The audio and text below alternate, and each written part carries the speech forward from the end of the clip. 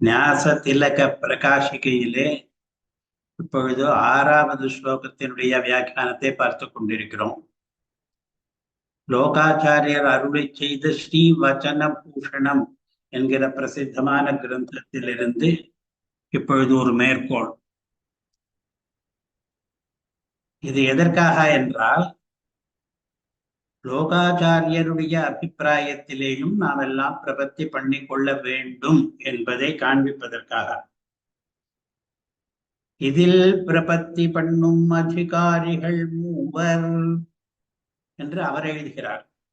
1 அஸ்மதாதிகளும், 2 பூர்வாச்சாரியர்களும், 3 ஆழ்வார்களும். இதிலே அஸ்மதாதிகள் என்பதற்கு அர்த்தம் நம்மை போன்றவர்கள் என்று. அதனால் பூர்வாச்சாரியர்கள் பிரபத்தி பண்ணினால் அது போதும் நமக்கும் என்று சொல்லாமல் நாமும் தான் பிரபத்தி பண்ணி கொள்ள வேண்டும் என்று அவர் எழுதியிருக்கிறார். அவர் மேலும் எழுதுகிறார், ஆழ்வார்கள் உள்பட பிரபத்தி செய்யும் அதிகாரிகளுக்கு உத்தேஷ்யன் நெஞ்சினால் நினைப்பான் எவன் என்கிறவன். இது எதற்காக என்றால், பிரபத்தியை பகவானிடம் செய்யும் பொழுது எந்த மூர்த்தியிடம் செய்ய வேண்டும் என்று இப்பொழுது நாம் சொல்லிக் கொண்டிருக்கிறோம். இந்த ஸ்லோகத்திலே குறிப்பாக அர்ச்சாமூர்த்தியிடம் செய்யலாம். அதனால்தான் ரங்கநாதன் ஸ்ரீரங்கத்திலே பள்ளி கொண்டிருப்பவனிடம் இந்த ஞாச திலகமானது பிரபத்தியை விதிக்கிறது. ஆழ்வார்கள் உள்பட யாரிடம் பிரபத்தி செய்திருக்கிறார்கள் என்று பார்த்தால், உதாரணமாக அகலகல்லே நிறையும் என்கிற பாசுரத்திலே நம்மாழ்வார் திருவேங்கட உடையானிடம் பிரபத்தி செய்கிறார். அதுவும் அர்ச்சாமூர்த்தி தான்.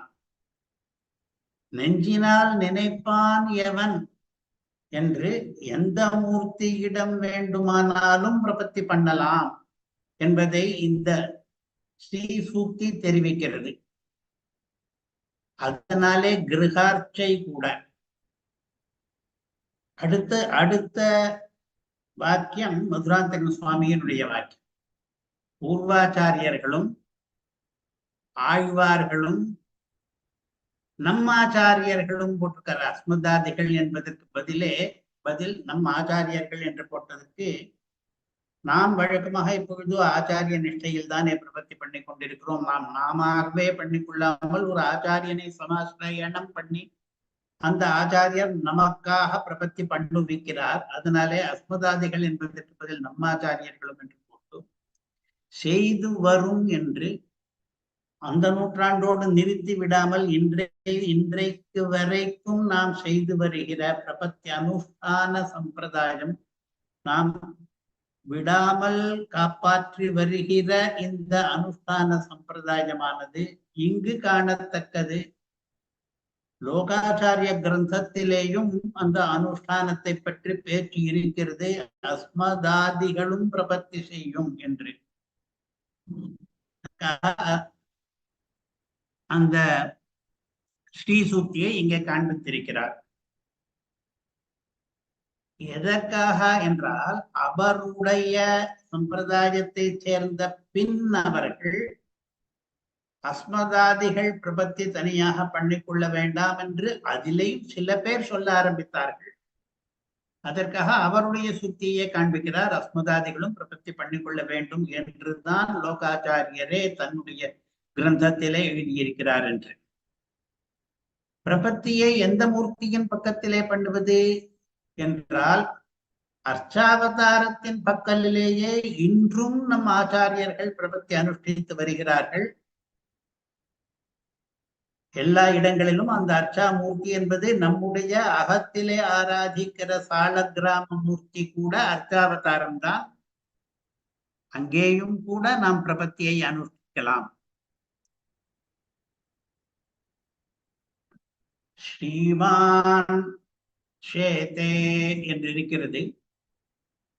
ஸ்ரீமான் லக்ஷ்மியோடு கூடினவன், இங்கே ரங்கநாயகியோடு கூடின ரங்கநாதன் ஷேதே படுத்துக் கொண்டிருக்கிறான்.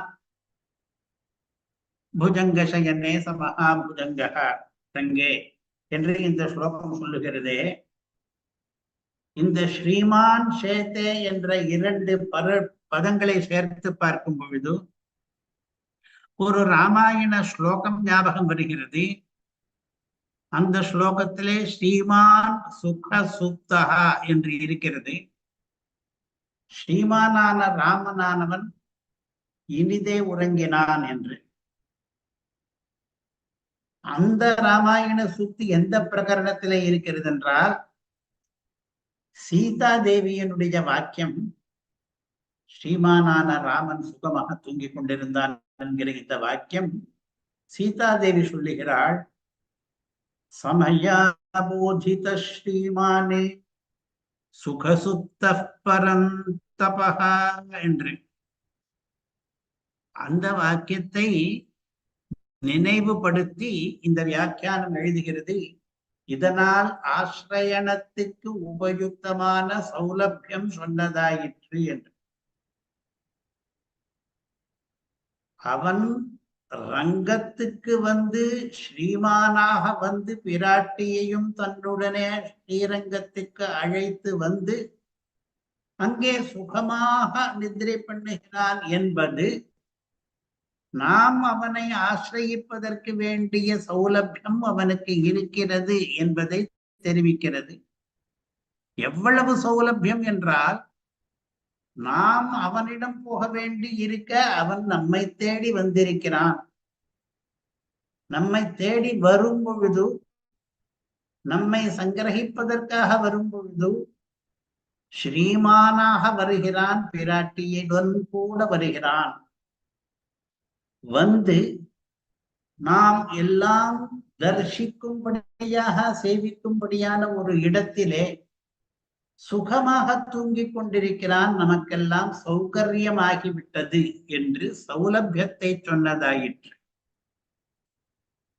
இன்னும் ஒன்று, அந்த ராமாயண ஸ்லோகத்திலே சீத்தை சொன்ன ஸ்லோகத்திலே ஸ்ரீமான் சுகசுப்தகா என்ற இடத்திலே ராமனை பற்றி இன்னும் இரண்டு பதங்கள் இருக்கின்றன. சமயாபோதிதா என்று ஒன்று, அவர் என்னால் உணர்த்தப்பட்டவர். அந்த இடத்திலே தூங்கிக் கொண்டிருக்கிறவர் என்னால் எழுப்பப்பட்டார் என்ற அர்த்தம். பொதுவாக போதிதா என்றால் தூக்கம் எழுப்புவதற்கும் அந்த பதம்தான். போதிதா உணர்த்தப்பட்டார், அறிவிக்கப்பட்டார் என்பதற்கும் அந்த பதம்தான். இப்பொழுது சரணாகதி பிரகரணத்திலே நாம் அபராதிகளாக இருந்தாலும் ஆர்திராபராதிகளாக இருந்தாலும் ரட்சணீயர்கள் என்பதை பிராட்டி பெருமாளுக்கு போதிக்கிறாள். அதனாலே சமயாபோதித ஸ்ரீமான் சுகசுப்த பரந்தபஹ, அதற்கு பிறகு அந்த பெருமாளானவர் பரந்தபராகிறார். இந்த சரணாகதிக்கு விரோதிகளாயிருப்பவர்களை எல்லாம் நிரசனம் பண்ணிவிடுகிறார் என்று இந்த ஸ்லோகத்தையும் சரணாகதி சந்தர்ப்பத்துக்கு உச்சிதமான ஸ்லோகமாக பார்க்கலாம். தாயாருடைய பரிந்துரையும் பெருமாளுடைய சித்தத்துவமும் சௌலபியமும்.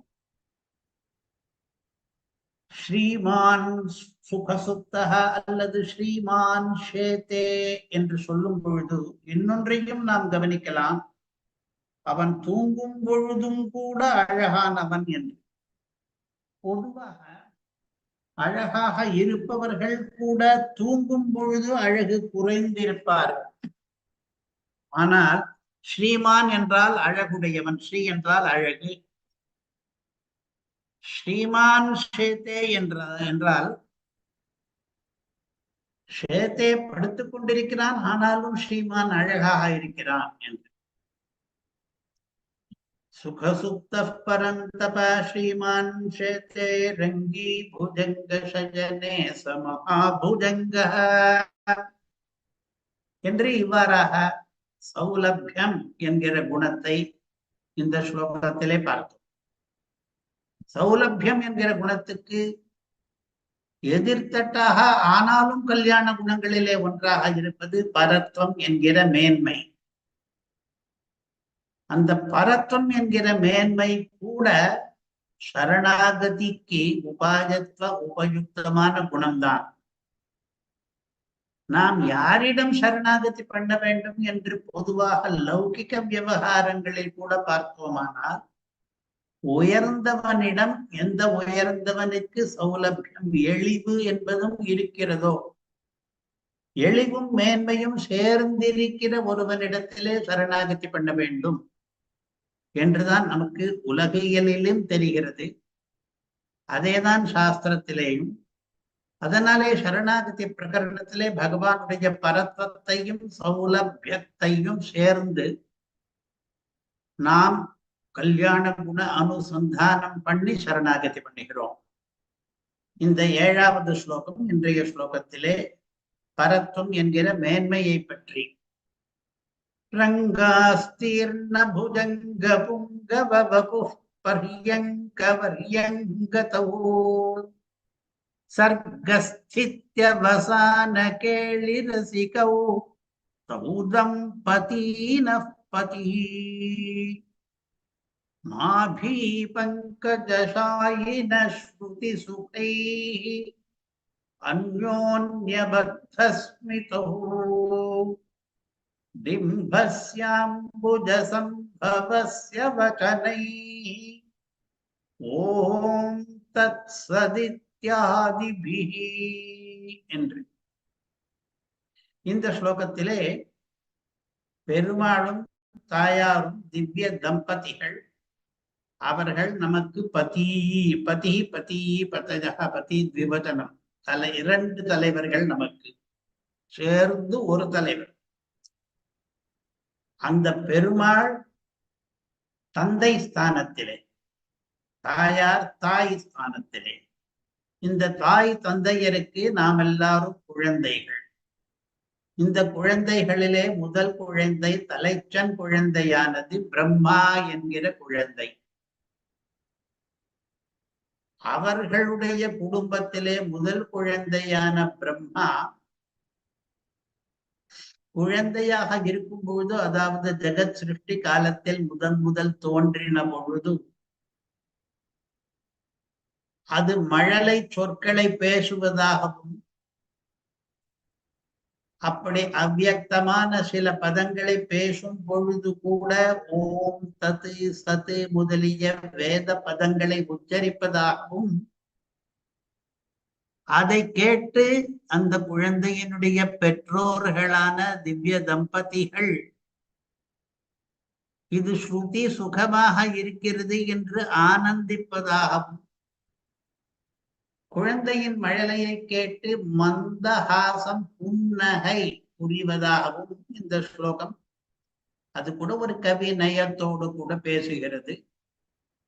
ஒரு குடும்பத்திலே பெற்றோர்களுக்கு ஒரு குழந்தை பிறந்து அந்த குழந்தை அவ்வியக்தமாக புரியாதபடி மழலை பேச்செல்லாம் பேசும் பொழுது அதை கேட்டால் தாய்க்கும் தந்தைக்கும் மிகவும் சந்தோஷமாக இருக்கும் என்ற லௌகிக திருஷ்டாந்தத்தை மனதில் கொண்டு பிரம்மா என்கிற குழந்தைக்கும் இப்படி நடந்தது என்பது கவிநயம்.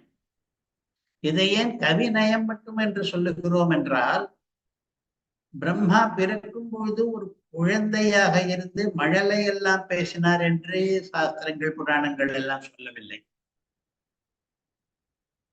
இப்பொழுது இந்த ஸ்லோகத்திலே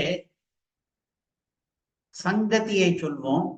சங்கதி என்றால் இந்த இடத்துக்கு பிரகரணத்துக்கு பிரம்மா குழந்தையாக இருந்து மழலையாக பேசி அவர்கள் புன்னகை பூத்த அந்த விஷயமானது ஞாச திலகத்தில் இருக்கிற பிரகரணத்துக்கு எப்படி ஒட்டும், போன ஸ்லோகத்தோடு எப்படி ஒட்டும் என்பதெல்லாம் காண்பிப்பதற்கு சங்கதி என்று பெயர். அதுதான் இந்த ஸ்லோகத்துக்கு அவதாரிகையாக பிரகாசிக்க வைக்கிறது. போன ஸ்லோகத்திலே என்ன நடந்தது? சரணாகதிக்கு அபேட்சிதமான சரண்யன் பக்கலில் உள்ள சௌலபியத்தை அருளி செய்தார் கீழ் ஸ்லோகத்திலே. அவன்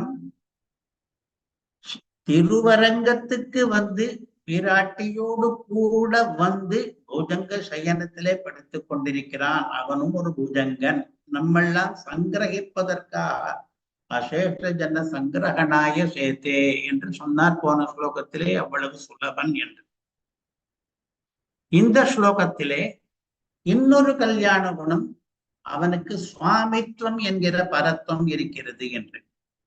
பரத்துவம் என்றால் உயர்வு, சுவாமித்துவம் என்றால் நம்மை உடைமையாக கொண்டு நம்மோடு சம்பந்தம் உள்ள, நமக்கு எஜமானனான, நமக்கு சுவாமியான நிலை. அவன் சேஷி, நாம் சேஷன் என்று சேஷர்களுக்கும் சேஷிக்கும் உள்ள சம்பந்தம் இருக்கிறதே, சேஷ சேஷி பாவம். அதை இந்த ஸ்லோகத்திலே தெரிவிக்கிறார், அவன் சேஷியாக வந்திருக்கிறான் என்று. இந்த இரண்டு குணங்களும் இரட்டைகள், ஒன்றோடொன்று சேர்த்து சேர்த்து அனுபவிக்க வேண்டிய குணங்கள். அரசனுக்கு சத்திர சாமரங்கள் போலே ஒரு ராஜா வந்தானால் அவனுக்கு ஒரு வேண்பற்ற குடை இருக்கும், இரண்டு பேர் சாமரங்கள் வீசிக்கொண்டிருப்பார்கள் என்பதெல்லாம் பரிச்சதங்கள் என்று பெயர். அது சகஜமாக பல இடங்களிலே பார்க்கிறோம். அதுபோல பரத்வ சௌலபியங்கள் எம்பெருமானுக்கு அசாதாரணங்கள் என்று.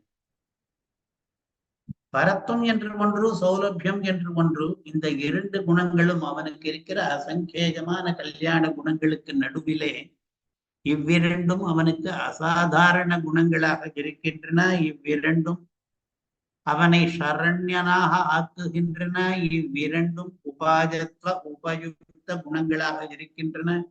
அதனாலே இவ்விரண்டையும் நாம் இந்த பிரகரணத்திலே அனுசந்திக்க வேண்டும். போன ஸ்லோகத்திலே சௌலபியத்தை பார்த்தோம், இந்த ஸ்லோகத்திலே பரத்வத்தை பார்க்கிறோம் என்று சங்கதி.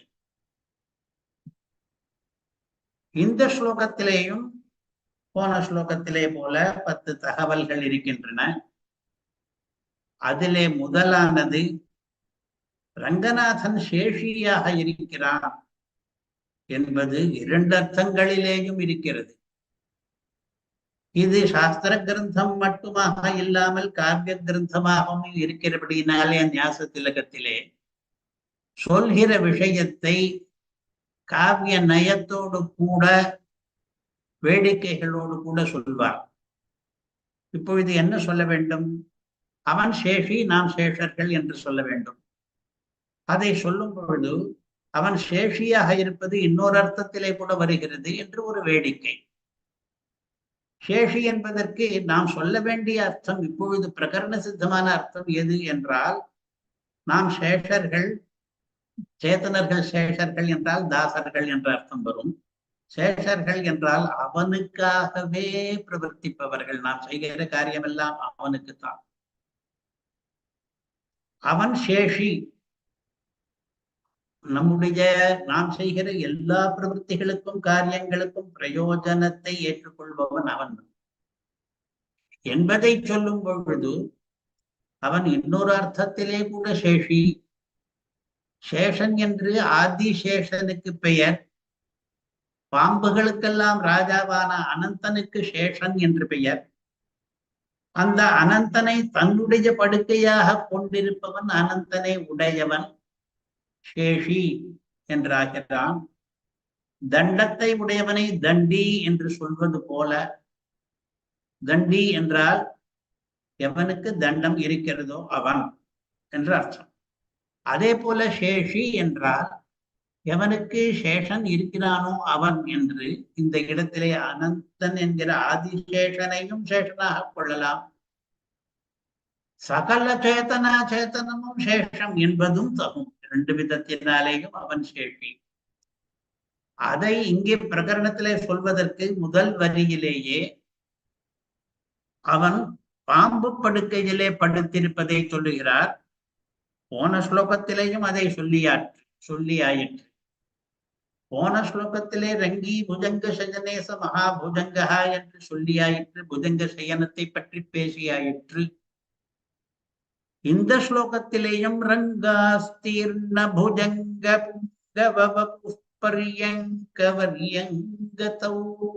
என்று ரங்கத்திலே ஆஸ்தீர்ண விரிக்கப்பட்ட அவன் தன் படுக்கையோடு வந்திருக்கிறான்.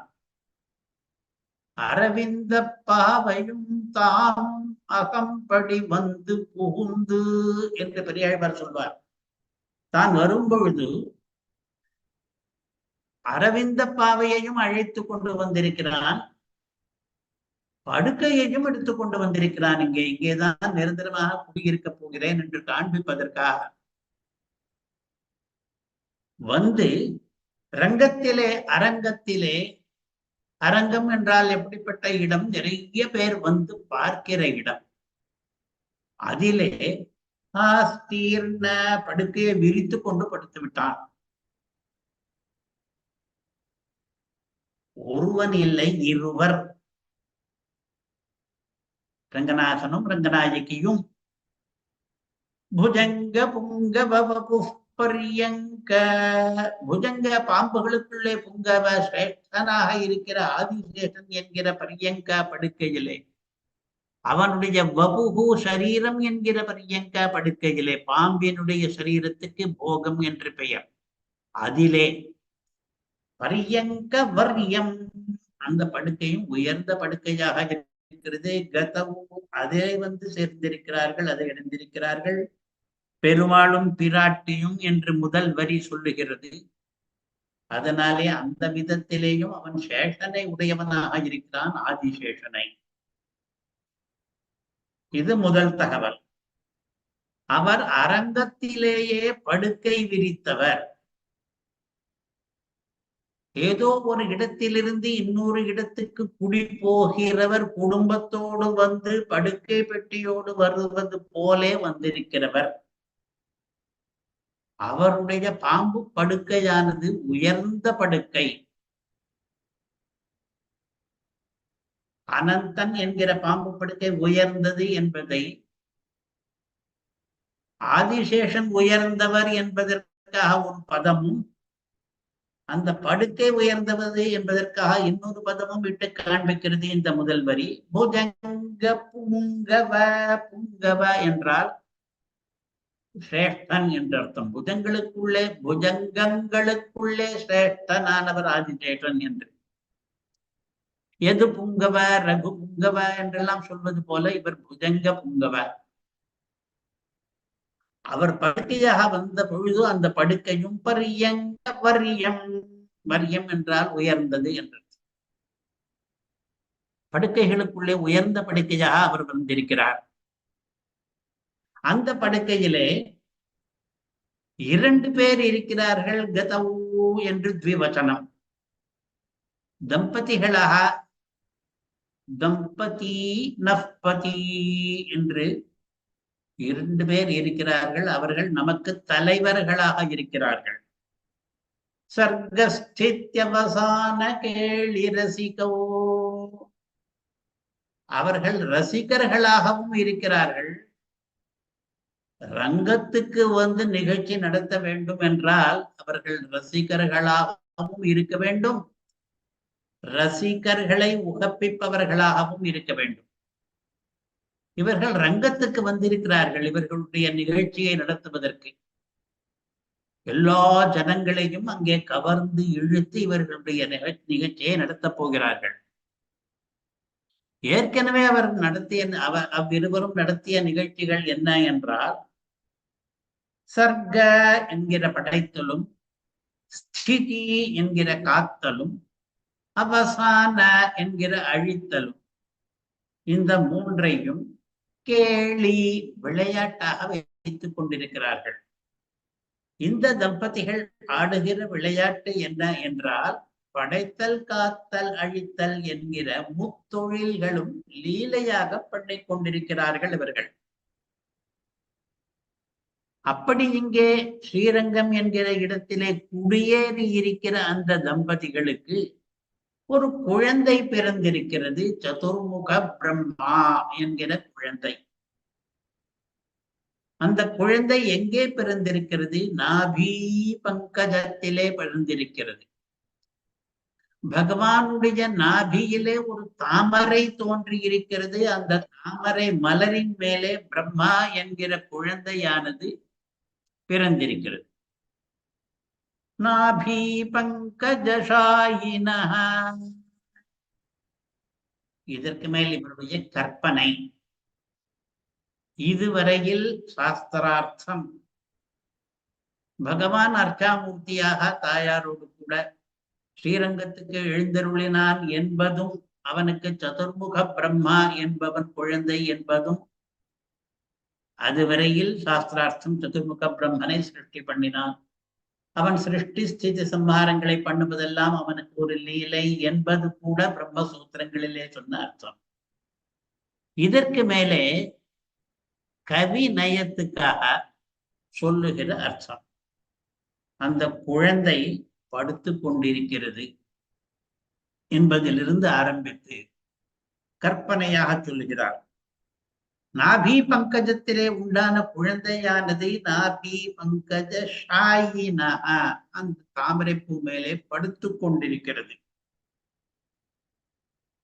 இவர்கள் இருவரும் தான் படுத்துக் கொண்டிருக்கிறார்கள் என்றால், இவர்கள் புஜங்க பர்யங்கத்திலே படுத்துக் கொண்டிருக்கிறார்கள். இந்த குழந்தை நாபி பங்கஜத்திலே படுத்துக் கொண்டிருக்கிறது. படுத்துக் கொண்டிருக்கிற குழந்தை மற்றெல்லா குழந்தைகளையும் போல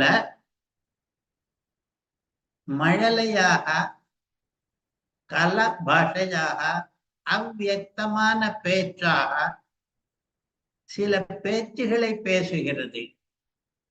ஸ்ருதி சுகைஹி, ஸ்ருதி காதுகளுக்கு, சுகைஹி இன்பம் பயப்பதாக இருக்கிறது இந்த குழந்தையினுடைய மழலை பேச்சு. என்ன பேசுகிறது என்று கவனித்தோமானால், இந்த குழந்தைக்குத்தான் படைத்த உடனேயே வேதோபதேசமாகிவிட்டது என்கிறது வேதம். நாம் ஏற்கனவே பார்த்த வேத பகுதி தான் இது. இதே ஞாச திலகத்திலே காட்டினார். பிதரதி நிஜோதேசமபியஹ என்று, யோ பிரம்மாணம் விததாதி பூர்வம் யோ வை வேதாம்ஷ்ச பிரஹிணோதி தஸ்மை என்று வேதோபதேசம் பிரம்ம சிருஷ்டிக்கு அவ்யவகிதமான க்ஷணத்திலேயே ஆகிவிட்டது. சிருஷ்டி ஆனவுடனே முதல் காரியம் வேதோபதேசம் தான். அந்த வேதோபதேசத்திலே சாரமாக என்ன சொல்லிக் கொடுத்திருக்கிறார்? ஓம் தத் சதித்யாதிபிஹி, ஓம் என்று ஒன்று, தது என்று ஒன்று, சது என்று ஒன்று. இந்த மூன்று பதங்களும் வேதத்தினுடைய சாரமாக இருக்கிற பதங்கள். இந்த குழந்தையானது அந்த மூன்று பதங்களையும் மழலையாக சொல்லிக் கொண்டிருக்கிறது. குழந்தை மழலை பேச்சிலே கூட தான் உபதேசம் பெற்ற வேத பேச்சை பேசுவதை கேட்டு பெற்றோர்கள் இருவரும், யார் இங்கே இரண்டு பெற்றோர்கள்? ரங்கநாதனும் ரங்கநாயகியும், அதாவது பெருமாளும் தாயாரும் புன்னகை பூக்கிறார்கள். அந்யோன்யபத்தஸ்மிதௌ, ஸ்மிதம் என்றால் புன்னகை. அந்யோன்யபத்தஸ்மிதௌ என்றால் அவர்கள் ஒருவருக்கொருவர் புன்னகை பூக்கிறார்கள் என்றால், புன்னகை பூக்கும் பொழுது ஒருவருக்கொருவர் பார்த்துக் கொள்ளுகிறார்கள் குழந்தை எவ்வளவு இனிமையாக பேசுகிறது என்று. எல்லா குடும்பங்களிலேயும் குழந்தை மழலை பேசும்போது அந்த குழந்தையினுடைய அன்னையும் தந்தையும் மகிழ்வது போல, ஒருவருக்கொருவர் பார்த்து புன்னகை பூப்பது போல இங்கேயும் நடக்கிறது என்று கவியின் கற்பனை. இப்படி 10 விஷயங்கள் இன்றைய ஸ்லோகத்திலே. இந்த 10 விஷயங்களிலே சம்பிரதாய பேதமோ சர்ச்சையோ இன்றைக்கு பண்ண போவதில்லை. ஏனென்றால் எல்லா சம்பிரதாயக்காரர்களுமே இந்த 10ஐயும் ஒப்புக்கொள்ளுகிறார்கள். பிரம்ம சிருஷ்டி தான் முதல் சிருஷ்டி என்பதையும், அவர் நாபி பங்கஜத்திலே தான் பிறந்தார் என்பதையும், அவருக்கு வேதோபதேசம் நடைபெற்றது என்பதையும், அவர் குழந்தையாக இருந்தாரானால் சொல்லக்கூடிய வார்த்தை இந்த ஓம் தத் சதி என்பதுதான் என்பதையும், அவருக்கு இவர்கள் பெற்றோர்கள் என்பதையும், இவர்கள் பிரம்ம சிருஷ்டியினாலே ஆனந்தித்தார்கள். இதுவும் ஒரு லீலை தான் என்பதையும் யாருமே மறுக்கவில்லை. அதனாலே இந்த ஸ்லோகத்திலே சர்ச்சை கிடையாது. இருந்தாலும் கூட சூக்ஷ்மாவலோகனம் பண்ணினோமானால் சர்ச்சைக்கான விஷயங்களிலே ஒன்று இங்கே இருக்கிறது. அது என்ன என்று கேட்டால், சர்க்கஸ்தித்யவசான கேளி ரசிகோ என்று 2 பேரையுமே படைத்தல், காத்தல், அழித்தல் செய்வதாக சொல்லுகிறாரே, பகவான் ஒருவரைத்தானே அந்த முத்தொழில் பண்ணுவதாக சொல்ல வேண்டும், தாயாரையும் அதிலே சேர்த்துக் இருக்கிறாரே என்று சர்ச்சையை கிளப்பலாம். அதாவது ஜெகத் காரணத்துவம் என்பது இந்த உலகை படைத்தல் முதலியவை லீலையாக பண்ணுவது பெருமாளுக்குத்தான் பிரம்மசூத்திராதிகளிலே சொல்லி இருக்கிறது. சொல்ல போனால் அதை பரபிரம்மம் என்பதற்கு லட்சணமாகவே சொல்லி இருக்கிறது. ஜன்மாத்யஸ்ய ஜதஹ பிரம்மசூத்திரத்திலே 2வது சூத்திரம் சொல்லுகிறது, இந்த படைத்தல், காத்தல், அழித்தல் என்கிற முத்தொழிலை எவன் செய்கிறானோ அவன்தான் பரம்பொருள் என்கிறது. அப்படி இருக்கும் பொழுது அதை 2 பேர் பண்ணுகிறார்கள் என்று சொல்லலாமா? பிராட்டிக்கும் ஜெகத்காரணத்துவத்தை சொன்னால் பிராட்டியும் பரம்பொருள் என்றாகும். 2 பரம்பொருள்கள் இருப்பதாக எங்கேயும் சொன்னதே கிடையாது. எங்கே போனாலும் பரம்பொருளை பற்றின பேச்சு வரும் பொழுதெல்லாம் ஒன்று ஒன்று ஒன்று என்று வேதம் அடிக்கடி சொல்லுகிறது. ஏகமேவ அத்விதீயம், ஒன்றே ஒன்றுதான், 2வது கிடையாது என்று ஸ்பஷ்டமாகவே சொல்லுகிறது. ஏக இத்ராஜா ஜகதோ பபூவ, எத்தனையோ இடத்திலே ஏகா ஏகா என்று. ஆத்மாவாக இதமேக ஏவாக்ர ஆசீத், ஒருத்தன்தான் பரம்பொருள். பிரளய காலத்திலே இருந்தவன் ஒரே ஒருவன் தான். ஏகோஹவை நாராயணா என்றெல்லாம் திரும்பி திரும்பி சிருஷ்டி பிரகரணத்தில் எல்லாம் இருந்தவன் ஒரே ஒருவன் தான், அவன் பலவானான் என்று சொல்லி இருக்கிறது. அப்படி இருக்கும் பொழுது ஜெகத்காரணம் என்கிற பரம்பொருள் ஒன்றே ஒன்று என்று சொல்ல வேண்டி இருக்கும் பொழுது இந்த ஸ்லோகமானது சர்க்கஸ்தித்யவதா அவதா கேளி ரசிகௌ தௌ தம்பதீனः பதி என்று த்விவச்சனத்தை இடுகிறது. 2 பேர் பண்ணினார்கள் படைத்தல் முதலிய முத்தொழில்களை. அவர்கள் தம்பதிகள், இருவருமே நமக்கு தலைவர்கள் என்று சொல்வதாலே ஆட்சேபிப்பவர்கள் ஆட்சேபனை பண்ண இடம் உண்டு. அதாவது தாயாருக்கும் ஜெகத்காரணத்துவம் உண்டா இல்லையா என்று கேட்டால் நிறைய பேர் சொல்லுவார்கள் தாயாருக்கு ஜெகத்காரணத்துவம் கிடையாது, பெருமாளுக்குத்தான் என்று. ஆனால் இங்கே ஸ்பஷ்டமாக சொல்லுகிறார், ததந்தர்பாவாத்வாம் ந பிருதகபிதக்தே ஸ்ருதிரபி என்று பட்டரும் எம்பெருமானை சொன்ன விடத்திலெல்லாம் பிராட்டியையும் சொல்லிற்றான் என்று ராமானுஜரும் அருளி செய்தது போல அவனுக்குள்ளே அவளும் அடக்கம்தான். அவன் செய்த காரியம் என்றால் அவளோடு கூடின அவன் செய்த காரியம்தான். ஒன்றே ஒன்று என்றால் அது ஒரே ஒரு மிதுனம் என்றுதான். மிதுனம் என்றால் அவர்கள் தம்பதி. அப்படி அவனோடு நீக்கமர விசேஷணமாக கலந்திருப்பதனாலே அவளை 2வதாக சொல்வது வழக்கம் கிடையாது. ஆனால் 2 பேரும் சேர்ந்த ஒருமை சுனம், அதுதான் ஜெகத்காரணம் என்பதை நமக்கு தெரிவிப்பதற்காக தௌ தம்பதி நப்பதி, ஜெகத்காரணமான அந்த தம்பதிகள் இருவருமே நமக்கு நாயகர்களாக இருக்கிறார்கள் என்று இந்த ஸ்லோகம் சொல்லுவது. சில பேர் லக்ஷ்மிக்கு ஜெகத்காரணத்துவம் கிடையாது என்று சொல்கிறார்கள். ஆனால் இவர் ஸ்பஷ்டமாக அதுவும் அவளுக்கு உண்டு. பகவான் பண்ணுகிற லீலை எல்லாவற்றிலும் லக்ஷ்மிக்கும் பங்கு உண்டு. இப்பொழுது சுவாமித்வம், சௌலபியம் என்கிற 2 குணங்களை பற்றி பார்த்தோமே, பேசினோமே.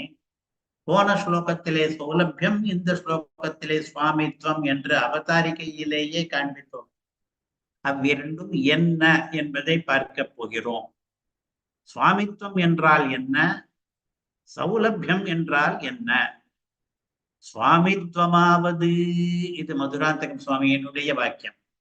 சுவாமித்வம் என்றால் என்ன என்றால், நமக்கும் அவனுக்கும் உள்ள சம்பந்த விசேஷம். நமக்கும் என்றால் ஜீவாத்மாக்களுக்கும், அவனுக்கும் என்றால் பரமாத்மாவுக்கும் இடையே இருக்கிற ஒருவித தொடர்பு அது. அவன் சுவாமி, நாம் ஸ்வம். ஸ்வம் என்றால் சொத்து. அவனுடைய சொத்தாக இருப்பவர்கள் நாம். இந்த சொத்துன உடைமை, நாம் அவனுக்கு உடைமை ஆனவர்கள். உடையவன் எவன்? அவன்தான் சுவாமி. நம்மை சொத்தாக எவன் கொண்டிருக்கிறான்? நம்மை எல்லாம் எவன் ஆளப் போகிறான், கையாளப் போகிறான், ராஜா போலே சாசனம் பண்ணி ஆளவும் போகிறான். அப்படி ஆள்பவன் அவன்தான், ஆண்டவன் அவன்தான் சுவாமி. ஸ்வம் சுவாமி. ஸ்வம் என்பதை உடையவன் சுவாமி, சொத்துக்கு உரிமையாளன் என்றர்த்தம்.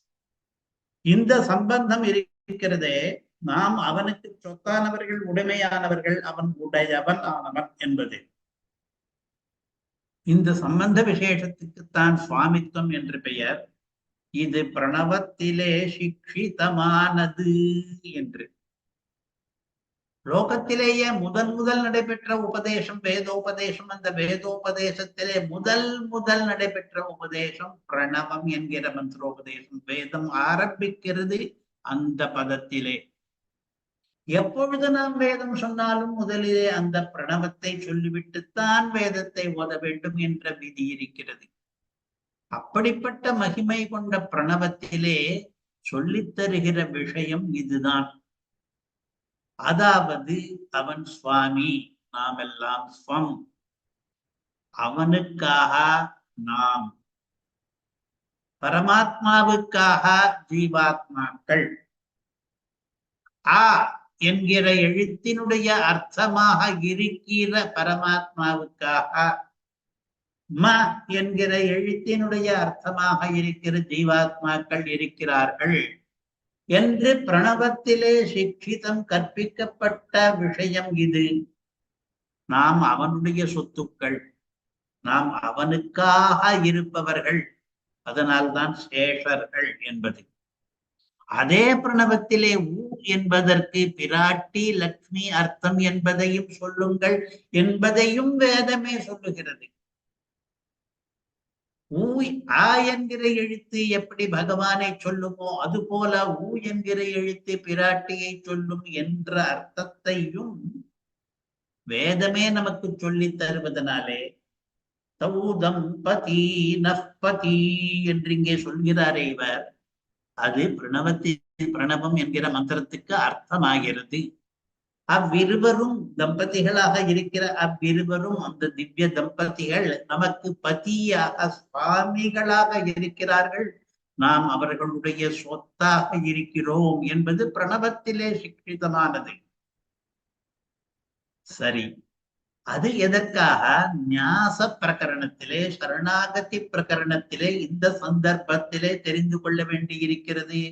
இந்த சம்பந்த விசேஷம் இருக்கிறதே, நாம் அவனுக்கு சொத்து, அவன் நமக்கு உடைமையாளன் என்கிறது. எதற்காக என்றால், தன் பேராக ரட்சிக்கும் அவன் என்கிற தேற்றத்துக்கு உருப்பாமிது என்று. இப்பொழுது சரணாகதி பண்ணும் பொழுது நம்மை அவன் ரட்சிக்க வேண்டும் என்று பிரார்த்திக்கிறோம். கோப்திருத்துவ வரணம் என்ற இதற்கு பெயர். கோப்தா என்றால் ரட்சகன், கோப்திருத்துவம் என்றால் ரட்சகத்துவம், வரணம் என்றால் அவனுடைய ரட்சகத்துவத்தை நாம் வரிக்கிறோம், வரமாக கேட்கிறோம்.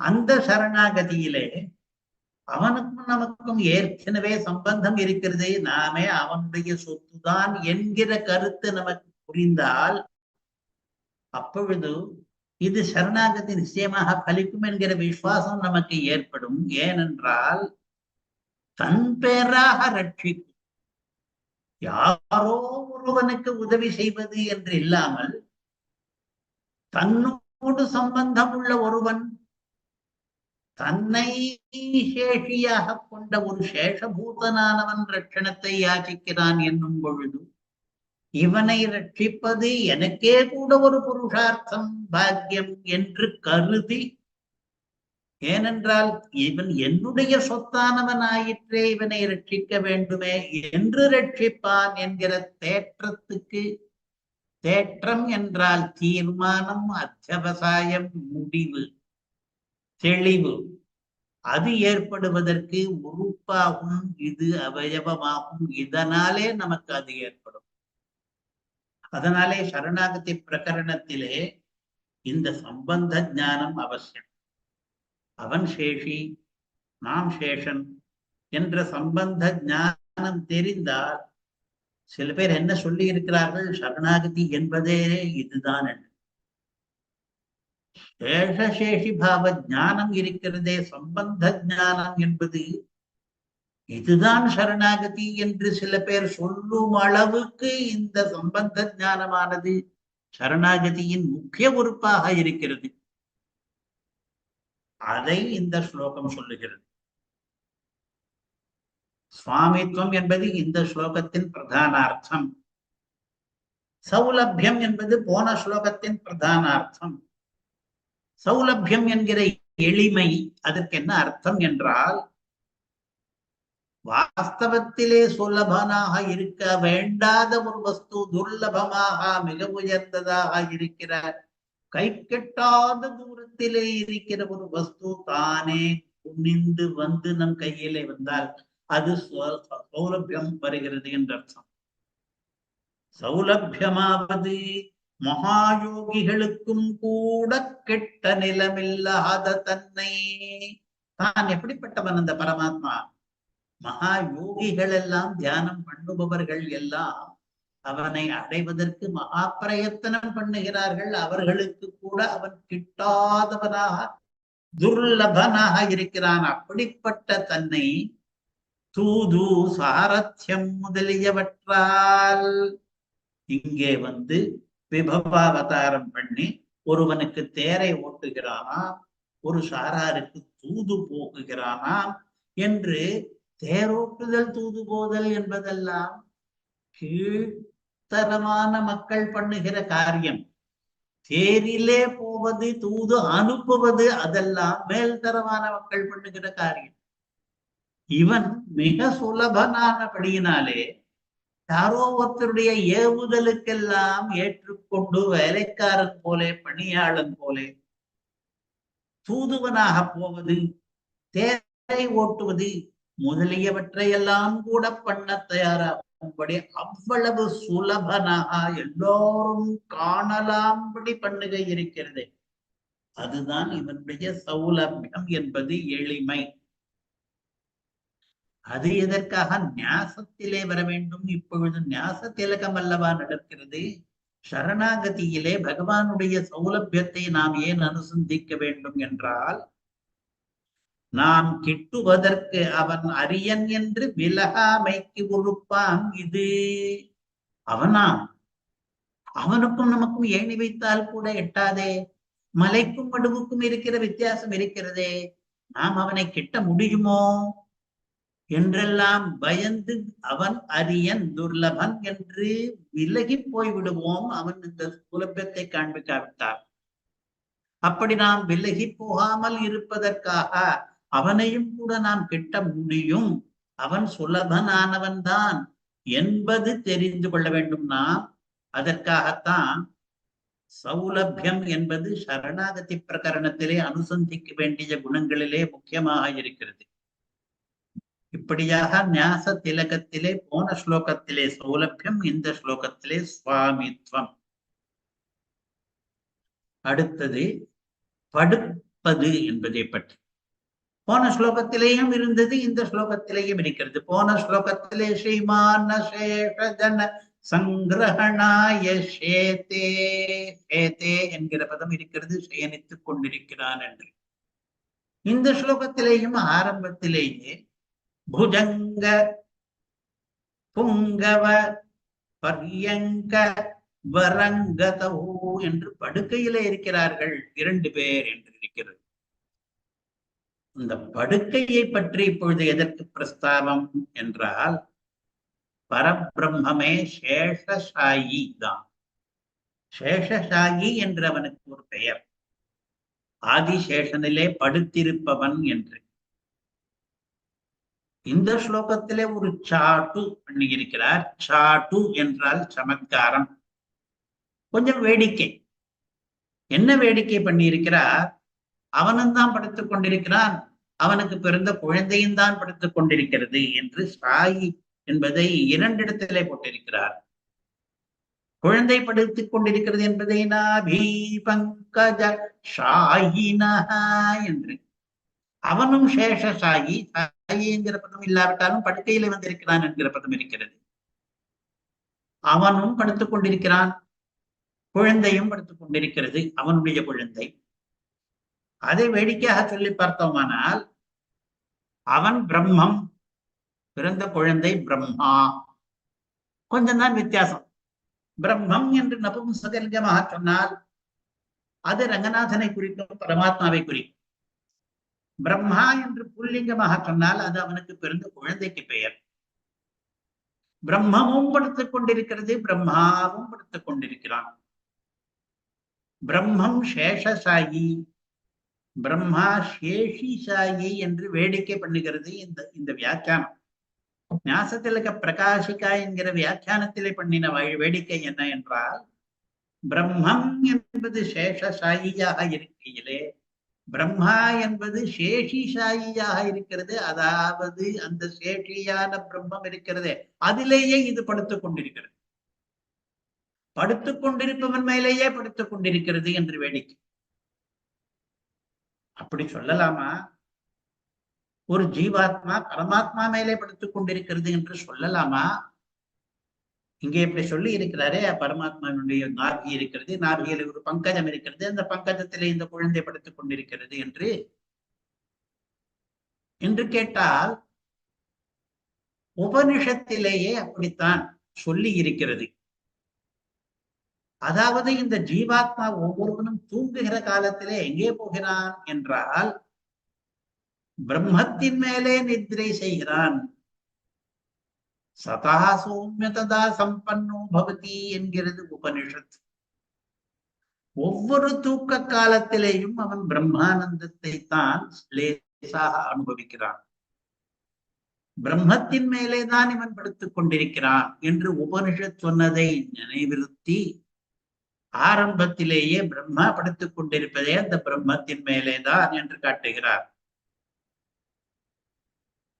இதையே இந்த வியாக்கியானம், இந்த வேடிக்கையையே இன்னும் விளக்குகிறது. பிரம்மத்துக்கு சேஷன் படுக்கை, இங்கே சேஷன் என்றால் ஆதிசேஷன், சேஷனுக்கு பிரம்மம் படுக்கை. இங்கே 2வது தடவை சேஷன் என்று சொன்னால் தாசபூதனான பிரம்மாவுக்கு என்று அர்த்தம். பிரம்மத்துக்கு சேஷன் படுக்கை, சேஷனுக்கு பிரம்மம் படுக்கை என்று ஏதோ இவர்கள் அந்யோன்யம் படுக்கையாக ஆனது போல வேடிக்கையாக சொல்லி பார்த்துக் கொள்ளலாம். பிரம்மத்துக்கு சேஷன் படுக்கை என்றால் ஆதிசேஷன் மேலே பரம்பொருள் படுத்திருக்கிறது என்ற அர்த்தம்.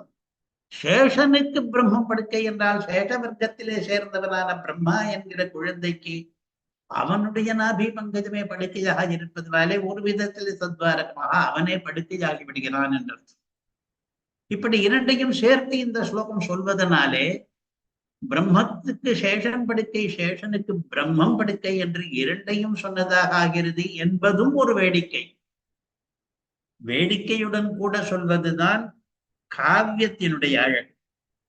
இந்த வேடிக்கைகளை எல்லாம் சாஸ்திர கிரந்தங்களிலே பண்ண முடியாது. இப்பொழுது நடப்பது காவியம், ஞாச திலகம் என்பது காவியம், அதனாலே வேடிக்கையாக பேசலாம்.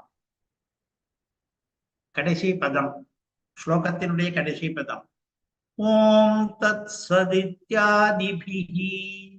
3 பதம் இருக்கிறது இதிலே. பிரம்மா பேசி குழந்தையாக இருக்கும்போது பேசின மழலை வார்த்தையிலே ஓம் தது சது என்று, அந்த 3க்கும் என்ன அர்த்தம் என்பதை இப்பொழுது பிரகாசிகா வியாக்கியானம் தெரிவிக்கிறது.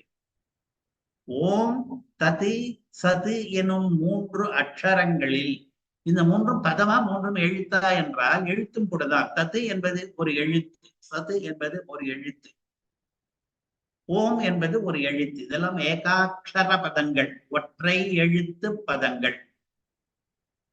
அதிலே முதல் அக்ஷரமான பிரணவமானது, அதுக்கு அர்த்தம் சொல்ல வேண்டும். பிரணவம் என்ன என்றால் அர்த்தம் சொல்வது இருக்கட்டும், அதனுடைய பிரயோகத்தை சொல்ல வேண்டும். எந்த இடத்திலே எந்த பதத்தை நாம் பயன்படுத்த வேண்டும் என்பது அதை காண்பிக்கிறது இந்த பங்கிகள்.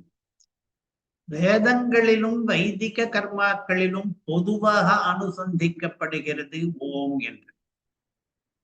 எந்த ஹோமம் பண்ணினாலும், எந்த வேத மந்திரத்தை சொல்லி ஹோமம் பண்ணினாலும் முதலிலே ஓம் என்று சொல்ல வேண்டும். பெருமாளுக்கு அஷ்டோத்தர அர்ச்சனை பண்ணினோமானால் ஓம் வாசுதேவாய நமக, ஓம் சங்கர்ஷனாய நமக என்று ஆரம்பித்து ஒவ்வொரு திருநாமத்துக்கும் இந்த ஓம் என்கிற பிரணவத்தை சொல்லி பண்ணுகிறோம். அதனாலே அது பொதுவான அனுசந்தானத்துக்கு உரியதாக ஆகிறது. தத்து என்பதை நாம் எப்பொழுது சொல்ல வேண்டும் என்றால், இந்த விஷயம் பகவத்கீதையிலேயே இருக்கிறது. பலத்தில் அபேட்சையின்றிக்கே ஸ்வயம் பிரயோஜனமாக செய்யும் கிரியைகளில் தத் என்ற சொல்லை அனுசந்திக்க வேணும். நாம் ஒரு காரியம் பண்ணும் பொழுது அந்த பலாபிசந்தி எனக்கு இல்லை, பகவத் பிரீத்திக்காகத்தான் இந்த காரியத்தை அனுஷ்டிக்கிறேன் என்று நாம் ஒவ்வொரு கர்மாவையும் அப்படித்தான் பண்ணி கொண்டிருக்கிறோம். அந்த மாதிரி கிரியைகளிலே தத்து என்கிற சொல்லை அனுசந்திக்கிறது வேண்டியிருக்கிறது. தத்து என்பதற்கு என்ன அர்த்தம் என்றால், தத்து என்றால் பிரம்மா. தத் என்ற பதத்துக்கே அது அர்த்தம். கேவலம் பகவத் பிரீத்தியே பலம் என்பதை காட்ட வந்தது அந்த தத் என்கிற பதம். மூன்றாவதாக சத் என்று ஒன்று இருக்கிறது.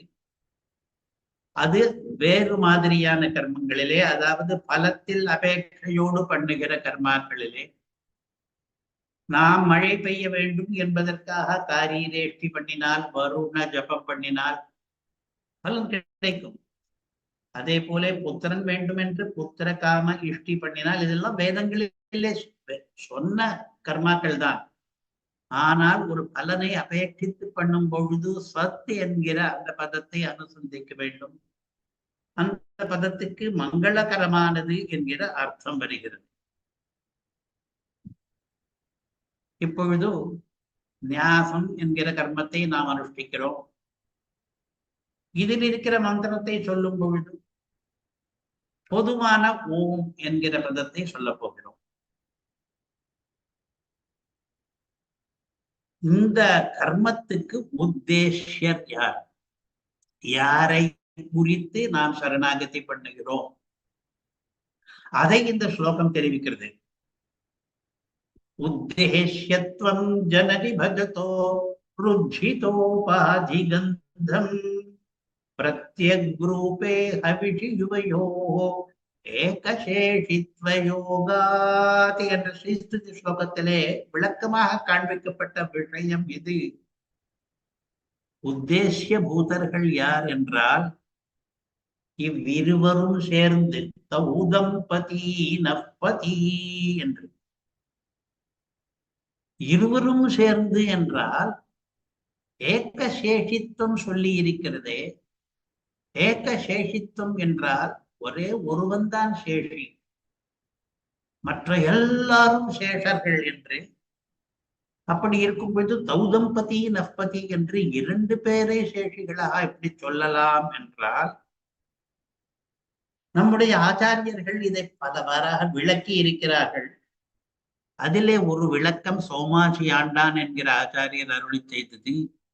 உபஜாதிஷ்டஹனஞ்ச ஏகம் சேஷித்வம் என்று. ஒரே ஒரு சேஷித்துவம் தான் அது. அந்த மிதுனம் என்கிற உபயம் இரண்டிலேயும் சேர்ந்து வந்த ஒரு சேஷித்துவம் என்று. ஒரே ஒரு சேஷிதான் அது தம்பதி என்ற ஒன்று இருக்கிறதே. தம்பதி என்று த்விவச்சனமாக இருக்கலாம், இருந்தாலும் அந்த மிதுனம், அந்த தம்பதி ஒரே ஒரு தம்பதி தானே. திவ்ய தம்பதி என்கிற அந்த ஒரு மிதுனம் தான் சேஷியாகிறது என்று. உத்தேசியத்தை சொல்லுகிறது இந்த ஸ்லோகம். முதலிலே தம்பதிகள் தம் சிசுவான பிரம்மனுக்கு இச்சொற்களை, அதாவது ஓம் தத்து சத்து என்கிற பதங்களை உபதேசிக்கிறார்கள். எதற்காக உபதேசிக்கிறார்கள் என்றால், வேதங்களையும் வைதிக கர்மாக்களையும் அந்த பிரம்மதேவன் மூலமாக உலகிலே பரவச் செய்வதற்காக உபதேசத்தை பண்ணிவிட்டார்கள். இந்த ஸ்லோகம் அதற்கு மேலே என்ன சொல்கிறது? அதை அந்த குழந்தை சொல்ல கேட்டு அவர்கள் மகிழ்கிறார்கள் என்று. இப்படிப்பட்ட பெருமை இவர்களுக்கு மட்டுமே உண்டானதாகையால் இவர்களே உலகங்களுக்கு சுவாமிகள் என்பதை தௌதம்பதி நஃபதி என்று.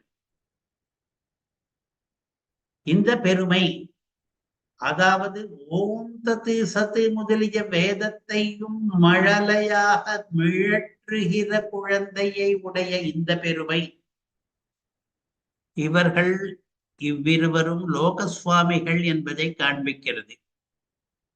பிரகிருத்தத்திலே, சரணாகதி பிரகரணத்திலே சரணாகதிக்கு உத்தேசியரும் இந்த இருவருமே ஆகிறார்கள். நாம் இவ்விருவரிடம் சேர்ந்து இருவரான ஒருவரிடம்தான் நாம் சரணாகதி பண்ணுகிறோம் என்று உத்தேசியத்தை சொல்லுவது இரண்டாவது பாதம்.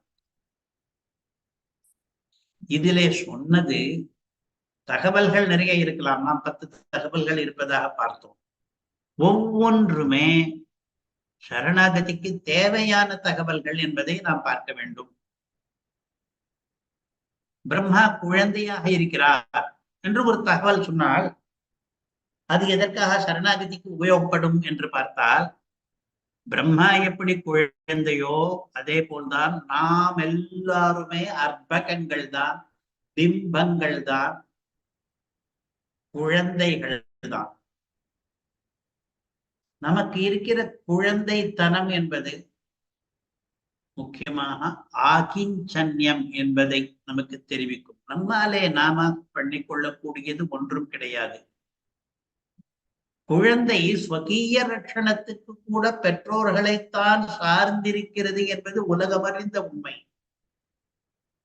அதனாலே தான் இந்த குழந்தை திருஷ்டாந்தம் சரணாகதியிலே நமக்கு பொருந்துகிறது. சரணாகதி பண்ணுபவர்கள் எல்லாம் குழந்தைகள் போல தன்னுடைய ரட்சணத்தை தானே பண்ணிக்கொள்ள தெரியாமல் தன்னுடைய பெற்றோர்களை சார்ந்து இருப்பது. நம்முடைய பெற்றோர்கள் தௌதம்பதி என்று திவ்ய தம்பதிகள் தான் என்பதாலே குழந்தை என்பதையும் சரணாகதி அனுஷ்டான சந்தர்ப்பத்திலே பொருத்தமாக நாம் புரிந்து கொள்ள வேண்டும். அதற்கு பிறகு ஒரு உபதேசம் நடக்கிறது என்று, வேதோபதேசம் நடக்கிறது. அது கூட சரணாகதிக்கு எப்படி பொருத்தம் என்றால், அந்த வேதம் தான் கற்றுத்தருகிறது. சரணாகதி பண்ணுங்கள், இந்தந்த மந்திரங்களை கொண்டு சரணாகதி பண்ணுங்கள். சரணாகதி தான் உயர்ந்த தபசு. மற்ற தர்மங்கள் இருக்கலாம், சத்தியம் இருக்கலாம், தபஸ் இருக்கலாம், தானம் இருக்கலாம், தர்மம் இருக்கலாம், பிரஜனனம் இருக்கலாம், அக்னி இருக்கலாம், அக்னிஹோத்திரம் இருக்கலாம், என்னென்னவோ இருக்கலாம். எல்லாவற்றையும் விட உயர்ந்தது ஞாசம் என்கிற சரணாகதி என்று வேதம் நமக்கு சொல்லித் தருகிறது. அதனாலே வேதத்தை உபதேசித்தார் என்கிற விற்த்தாந்தமானது சரணாகதிக்கு நமக்கு பிரகரணத்துக்கு மிகவும் பொருத்தமான, அதை நினைவு கூற வேண்டிய விற்த்தாந்தம். மழலை என்பது கூட சரணாகதிக்கு மிகவும் பொருத்தம். சரணாகதியிலே நாம் பிரார்த்திக்கிறோம், உனக்கு அனுகூலனாக இருக்கிறேன், உனக்கு பிரதிகூலனாக இருக்க மாட்டேன், எனக்கு நீ ரட்சிப்பாய் என்கிற விசுவாசம் அதிகமாக இருக்கிறது, என்னை நானே ரட்சித்துக் கொள்ள தூப்பில்லாதவனாக உன்னை விட்டால் வேறு கதி இல்லாதவனாக இருக்கிறேன், நீ என்னை ரட்சிக்க வேண்டும் என்றெல்லாம் வேண்டுகிறோமே. 5 அங்கங்கள் கொண்ட சரணாகதியிலே அதற்கு பிறகுதானே ஆத்ம சமர்ப்பணம் பண்ணுகிறோம். அதெல்லாம் மழலைகள் போலத்தான், அவ்வியக்தமானவைதான். ஏதோ சரியாக கூட சொல்ல தெரியாமல் சரணமிதி வாசம் உதயம் என்று சொல்வார். ஒரு வார்த்தையை சொல்லிவிட்டேன், யாரோ பெரியவா சொல்லி கொடுத்த வார்த்தை என்று. அந்த மாதிரி மழலை விழற்றுவது போல, குழந்தை ஏதோ சொல்வது போல எனக்கு ஏதோ என்னுடைய பெரியவர்கள் சொல்லிக் கொடுத்த வார்த்தையை நான் மிழற்றினேன், அவ்வளவே. சரணாகதி, நீ இதை ஸ்ரீயாக ஏற்றுக்கொண்டு உன்னுடைய குழந்தை என்கிற அந்த சுவாமித்துவம் உனக்கு இருக்கிறபடியினாலே நான் சமர்ப்பிக்கிற ஆத்மாவையும் ஆத்ம பரத்தையும் சமர்ப்பண பலத்தையும் நீயே ஏற்றுக்கொள் என்று சொல்வதற்கு இந்த மழலை என்கிற பதம் இந்த ஸ்லோகத்திலே சொன்ன கருத்து பொருந்துகிறது. ஸ்ருதி சுகைஹி, செவிக்கு இனிமை என்பது கூட நாம் இந்த மாதிரி அகிஞ்சனன் கை முதலற்றவனாக இருக்கிறேன், நீ காப்பாற்ற வேண்டும் என்கிற இந்த சரணாகதியின் போது நாம் சொல்லுகிற அந்த வார்த்தை இருக்கிறதே, அது பகவானுடைய ஸ்ருதிக்கு மிகவும் சுகமாக இருக்கிறதா. பகவான் காத்து கொண்டிருக்கிறான், இவன் ரட்சண பிரார்த்தனை பண்ண மாட்டானா என்று. அப்பொழுது இவன் இந்த சரணாகதியை அனுஷ்டித்தான், ஆனால் அவனுக்கு அது ஸ்ருதி சுகமாக இருக்கிறது. அதற்கு பிறகு பெருமாளும் தாயாரும் மந்தஹாசம் பண்ணுவதாக இங்கே இருக்கிறது என்றால் அதுவும் சரணாகதியின் போது நடக்கிற நிகழ்ச்சி தான். நம்முடைய குழந்தை இந்த அளவு திருந்தி வந்து விட்டானே என்று மகிழ்ச்சியிலே புன்னகை பூக்கிறார்கள். அவர்கள் சரண்யர்களாக இருப்பதற்கு இதெல்லாம் சம்பந்தப்பட்டது. நாம் அகிஞ்சனர்களாக இருப்பதும் அவர்கள் சுவாமிகளாக இருப்பதும். இந்த ஸ்லோகத்திலே அவர்களுடைய எந்தெந்த குணங்கள் வெளிப்பட்டன என்றால் வாத்சல்யம், சுவாமித்துவம், பந்துத்துவம், ராசிக்கியம், இதெல்லாம்.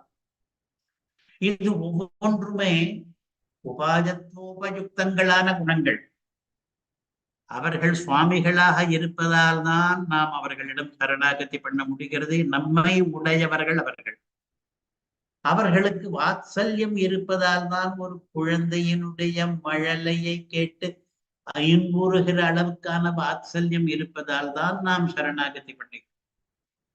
அவர்களுக்கு பந்துத்துவம் இருப்பதால் தான் நாம் அவர்களுடைய குழந்தைகள், அவர்கள் நம்முடைய பெற்றோர்கள் என்கிற பந்துத்துவம் இருப்பதால் தான் நாம் அவர்களிடம் அணுகி அவர்களை சார்ந்து நம்முடைய ரட்சண பரத்தை அவர்கள் மேலே போட முடிகிறது. அவர்களுக்கு ராசிக்கியமும் இருக்கிறது. இதையெல்லாம் ஸ்ருதி சுகமாக ஏற்றுக்கொள்ளக்கூடிய பக்குவம் இருக்கிறது. அவர்கள் ரசிக்கிறார்கள்.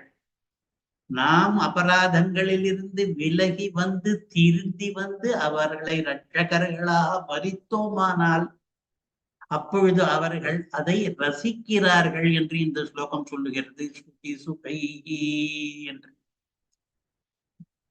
அந்யோன்யபத்தஸ்மிதோ என்று அவர்களுக்கு மந்தஹாசம் ஏற்படுகிறது, புன்முறுவல் ஏற்படுகிறது. பெருமாள் தாயாரை பார்க்கிறார், தாயார் பெருமாளை பார்க்கிறார், புன்னகைத்துக் கொள்ளுகிறார்கள் என்று.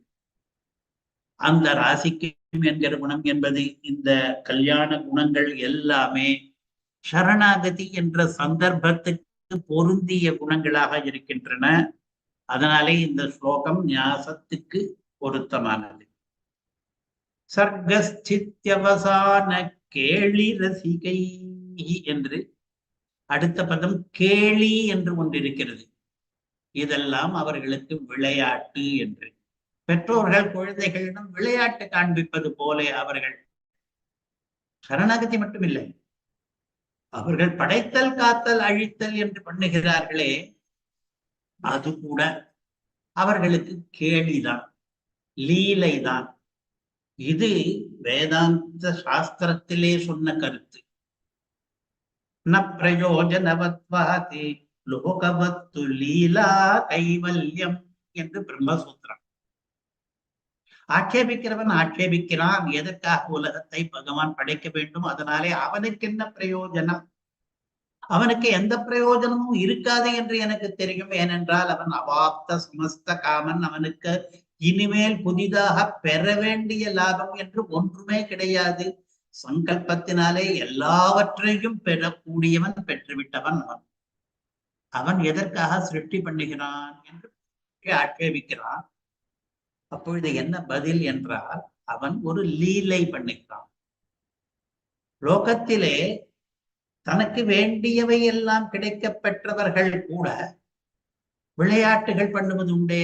ராஜா ஏன் பந்து வைத்து விளையாடி கொண்டிருக்கிறான் என்றால் அவனுக்கு அதிலிருந்து ஒரு ரசம் வருகிறது, அதை அனுபவித்துக் கொண்டிருக்கிறான்.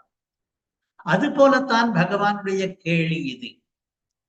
அகில புவன ஜன்மஸ்தேம பங்காதிலீலே, இந்த சர்வ பிரபஞ்சத்தையும் ஜன்ம ஸ்தேம பங்க என்ற முத்தொழில்கள் இருக்கின்றனவே அதையும் லீலையாக உடையவன் என்று சொல்லும் பொழுது ஆதி என்று அங்கே ஒரு பதம் விழுந்திருக்கிறது. ஜன்ம ஸ்தேம பங்க ஆதி லீலே என்ற அந்த பதம் இங்கே இல்லை, ஞாச திலகத்திலே சொல்லும் பொழுது சர்க்கஸ்தித்யவசான கேளி என்று முத்தொழில்களை கேளியாக பண்ணுபவன்.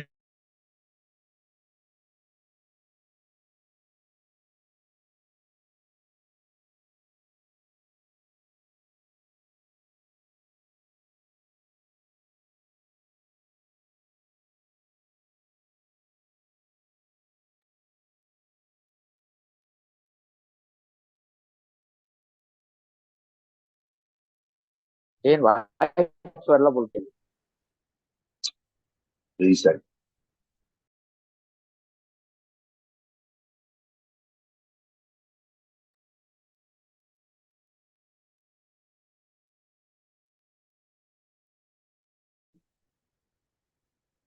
விரோதி ஸ்வரூபம் 2 வாரம்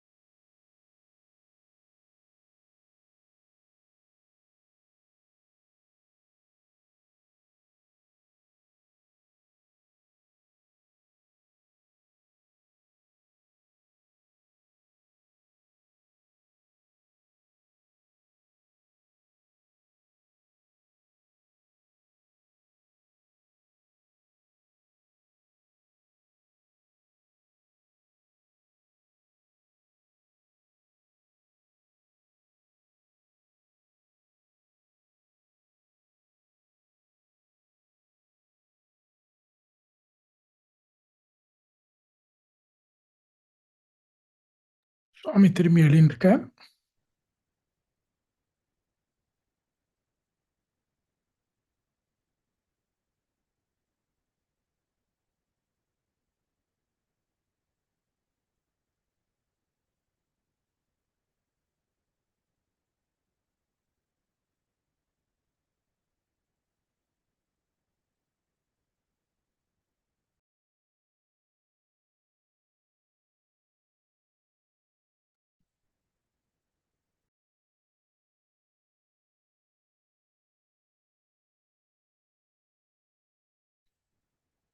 அதனால இப்ப முடிச்சுடுறேன். கவிதார்க்கிக சிம்ஹாய கல்யாண குணசாலினே ஸ்ரீமதே வெங்கடேஷாய வேதாந்த குரவே நமः. ஸ்ரீமதே நிகமாந்த மகாதேசிகாய நமः.